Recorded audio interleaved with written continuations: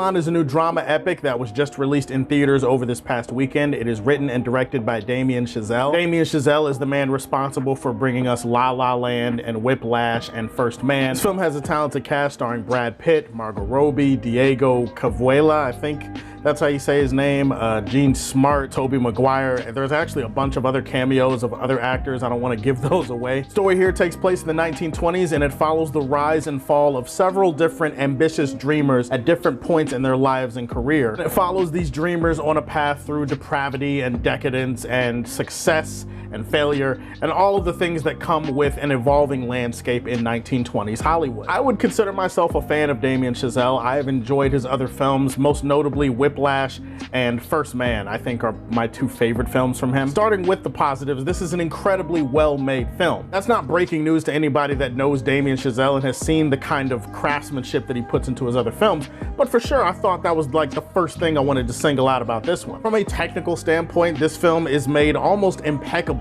with a lot of attention to detail and a lot of passion put into it. The cinematography here earns high praise from me, excellent lighting. I love the costume design in this movie. I think my favorite thing about the way that this film was shot was the camera work, specifically the energy that Damien Chazelle brought to that camera. There's a lot of single shot takes in this movie, but there's also a lot of takes where the camera is just kind of whipping around on a dolly, and there's a lot of pans and a lot of crazy zooms that really accentuate kind of the hyperactive energy that he's going for in this movie. I would say my favorite thing about the movie in general, though, is the music. Damien Chazelle, if you pay attention to his past films, he has definitely a passion and an affinity for great music. This is a banging musical score. This is a great soundtrack. I mean, there's a great mix of songs. There's a great mix of instruments used here. Drums, the trumpets, the saxophones, everything that they brought to bear in terms of making the music the best version of what it could have been. High praise again for me in terms of that. This is one of those scores that's definitely one you can play back to and listen to your heart's content. If you're the kind of weirdo like me that likes listening to the musical scores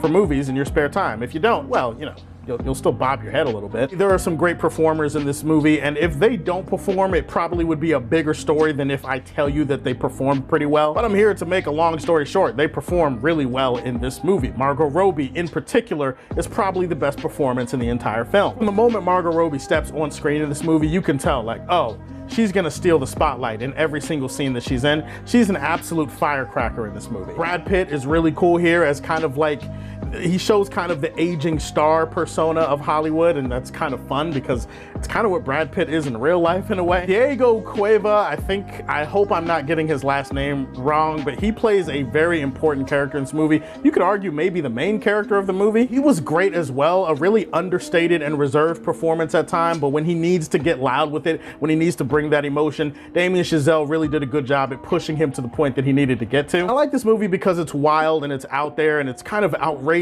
and there's a lot of crazy shit going on in this movie. But the real point of this movie is that it is a love letter to cinema. This is a movie that absolutely is trying to pay homage to, trying to show respect to, trying to show love for cinema, movie theaters, but specifically the art of making film. Everything that goes into that art, the entire process, the writers, the actors, the people that focus on the lighting, that focus on the sound. At the same time, it's a searing, loud, rageful indictment of Hollywood itself. An indictment of Hollywood and what it is and what it's become at times over the, I don't know, 100 or so years that we've had movies. So that kind of passion and that kind of message that gets slid in there among all of the wild, outlandish things that are going on in this movie, I do appreciate. I really wanted to love this movie. In fact, I was convinced I was going to love this movie because I love Damien Chazelle. Then there came a certain point in this movie where I kind of had to just look inward at my inner self, and my inner self and me locked eyes, and we were like, you know what?